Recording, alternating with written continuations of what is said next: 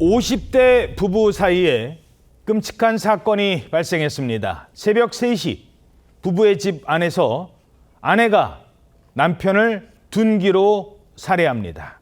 그리고 사건 현장에는 담금주가 들어있는 양주병이 발견이 됐습니다. 아내는 남편을 왜 살해한 걸까요? 알고 봤더니 사건이 발생하기 몇 달 전부터 남편에게는 이상 징후가 발견됐다고 합니다. 자, 어느 날 갑자기 아내한테 이런 문자를 보낸 겁니다.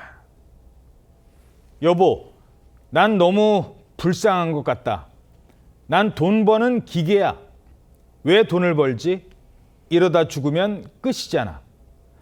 자, 남편은 왜 이런 한탄을 했을까요? 그리고 그 부부에게 그동안 무슨 일이 있었던 걸까요? 일단 남편, 숨진 피해자 어떤 사람이었습니까? 네, 남편은 50대였는데요. 유명한 학원 강사였습니다. 부동산 공법 분야에서 이른바 일타 강사로 알려진 사람이었는데요. 공인중개사 시험을 준비하는 학생 10명 중에 7명은 그의 제자라고 했습니다. 그리고 자정까지 질문을 받아줄 정도로 정말 헌신적인 스승이었다고 하거든요. 가정에도 너무나 헌신적이어서 아내와는 오래전 강사와 제자 사이로 만나서 결혼을 했는데 부부 사이가 좋은 것으로 동료들 사이에 소문이 자자했다고 합니다. 강사와 제자로 만났었군요. 네, 그리고 남편은 강의 도중에도 아내를 마님이라고 부를 정도로 이 애정을 드러냈었는데요. 남편은 그리고 혼자 학원과 가까운 고시원에서 생활을 하면서 돈을 벌었다고 합니다. 혼자 고시원에 있었어요? 네, 매달 또 강의료의 절반 이상을 아내와 의붓 아들에게 송금을 했다고 하고요. 경제권은 아내가 쥐고 있었다고 합니다. 자, 혼자 고시원에서 살면서 강의에만 모든 본인의 삶을 바친 겁니다. 가족에게 누구보다 헌신적이었던 가장. 그런데 이 가장이, 이 남편이 어느 날부터 달라지기 시작했다고 합니다. 갑자기 안 하던 말도 하고 안 하던 행동을 하기 시작한 겁니다. 어떻게요? 숨진 남편의 휴대전화를 포렌식해봤더니 아까 앵커님께서 설명하신 바로 그런 문자들이 나온 겁니다. 작년 11월 26일에 아내를 향해서 여보, 난 너무 불쌍해. 난 돈 버는 기계다. 왜 돈 벌지? 이러다 죽으면 끝이잖아. 난 맨날 이래. 나한테 짜증나. 안 놀아봐서 놀지도 못해. 이렇게 일만 하는 자신의 처지를 비관하는 내용의 문자를 보낸 겁니다. 같은 해 12월 2일에는요. 4억 원 전세금만 해달라. 나머지는 다 주겠다. 나도 좀 편하게 살자. 이렇게 얘기를 하기도 하고 같은 달 15일에는 기대수명 계산기란다. 나는 1000일 남았네. 나 하고 싶은 거 다 하면서 살 거다. 좀 어이없지만 너무 슬프네라는 신변을 비관하는 내용의 메시지를 계속해서 보냈습니다. 종종 주변에 강의를 하다가도 이런 내용을 얘기를 하곤 했는데 나는 집안에서 서열 꼴찌다. 집에 들어가면 강아지만 나를 반겨준다. 싱크대에서 씻어야 한다. 눈 오는데 아내가 나를 발로 차더라. 빨리 가서 돈 벌어 오라고 이런 푸념을 했다고 합니다. 눈 오는데 아내가 나를 발로 차더라. 빨리 돈 벌어 오라고.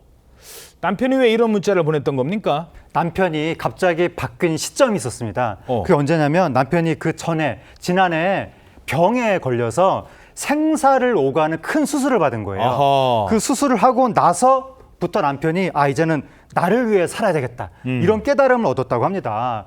그때부터 그전까지 고시원에 살다가 이제 오피스텔로 옮기고 헬스장 이용권을 끊기도 하고 이런 식의 달라진 모습을 보였다는 거예요. 자기한테 투자를 했군요. 그렇습니다. 그러면서 아내한테 여보 나는 너무 불쌍해 이런 식의 메시지들을 보낸 건데 예. 그 아내는 그런 메시지를 받고 전혀 답을 안 했다고 합니다. 그래요? 전혀 답을 안 했는데 딱 한 번 아내가 답을 한 적이 있었다는 거예요. 그게 언제냐면 남편이 너에게 나는 뭐야? 라고 메시지를 보내는데 아내가 1초 그러니까 그 망설임 없이 바로 답신을 보내는데 거기 뭐라고 적었냐면 단 1초의 망설임 없이 피와 장기 심장을 내어줄 이 세상 너무나도 소중한 나의 유일한 내 편, 내 사랑. 이렇게 아내가 딱 한 번 그렇게 답신을 보냈다고 합니다. 자, 계속 문자를 보내도 답이 없는 거예요. 아내는 왜 남편 문자에 답을 하지 않았을까요? 답을 안 하면 어떻게 되죠? 또 불안하잖아요. 범죄 프로파일러는 이렇게 분석했습니다. 대답을 안 하는 것이 일종의 긍정?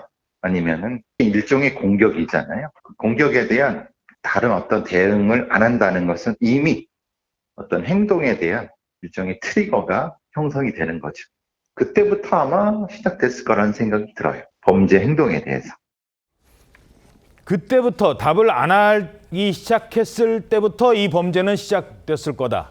아내가 남편을 살해하는 범죄 행위는 이때부터라는 게 전문가의 분석입니다. 자, 게다가 아내가요, 남편이 이렇게 달라지니까 갑자기 외도를 의심했다고요? 네, 남편은 수술 후에 새 인생을 살고 싶었을 뿐이었는데요. 아내는 그런 남편의 행동을 보고 외도를 의심한 것 같습니다. 남편의 휴대전화에 남은 메시지들을 보면요. 2019년 전까지는 부부가 다정하게 대화를 하다가 2021년을 기준으로 분위기가 바뀝니다. 아내가 아직도 회의, 수상해, 둘이 만나는 거 맞아? 이렇게 보내는 등 남편의 일거수일투족을 의심하는 듯한 그런 반응을 보이기 시작했는데요. 이에 남편은 이혼을 수차례 요구했지만 아내는 이를 매번 거절했던 것으로 알려집니다. 결국 의심은 살인으로 이어졌는데 지난 2월 15일 새벽 3시쯤 경기도 평택시의 아파트에서 아내가 남편을 둔기로 살해하고 말았습니다. 남편이 새 삶을 다짐한 지 일주일 만에 벌어진 참극이었습니다. 자, 아까 뭐라고 보냈죠? 4억 전세금만 나 줘라. 나머지는 너 다 가져라. 이런 얘기 했었잖아요. 자, 그런데도 남편에 대한 의심. 어쩌다 이런 끔찍한 결과로 이어지게 된 걸까요? 범죄 프로파일의 분석 좀 더 들어보겠습니다. 외도라고 하는 것이 의심 갈 때가 사실 가장 위험한 겁니다. 외도가 확인되면 확인된 대상에 대한 분노로 갈 수 있잖아요. 불확정한 상태에서는 전체적으로 그 대상에 대한 분노가 가장 높습니다. 결국 부동산 분야에서 이른바 일타 강사로 알려진 이 강사는 아내에 의해서 양주병으로.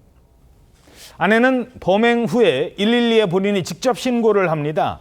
경찰에 붙잡혔는데 그런데 정당방위다 이런 주장을 하고 있다고요. 왜 그런 겁니까? 예, 아내는 경찰에게 이 자신의 그러니까 행동 자체는 시인하면서도 그 의도에 대해서 남편의 외도로 말다툼이 있었는데 만취한 남편이 갑자기 이 흉기로 위협을 해서 거실에 있던 물건을 휘둘러서 우발적으로 살해했다 이렇게 주장했습니다. 그러니까 이 남편에 대한 방어를 취한 것이지 살인의 고의가 없었다 이런 주장을 하고 있는 것인데 하지만 법의학자는 이 현장의 혈흔을 볼 때 피해자는 누워있는 상태에서 공격을 당한 것으로 보인다 이렇게 분석을 했습니다.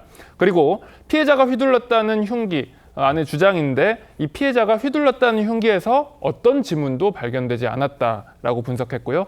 또 아내는 남편이 술에 취해 있었다라고 주장을 했지만 최 씨의 혈액에서는 그러니까 남편의 혈액에서 알코올 성분이 거의 검출되지 않았다고 합니다. 검찰은 이에 대해서 이제 살인의 고의가 있다고 판단하고 윤 씨를 살인 혐의로 재판에 넘긴 상황입니다.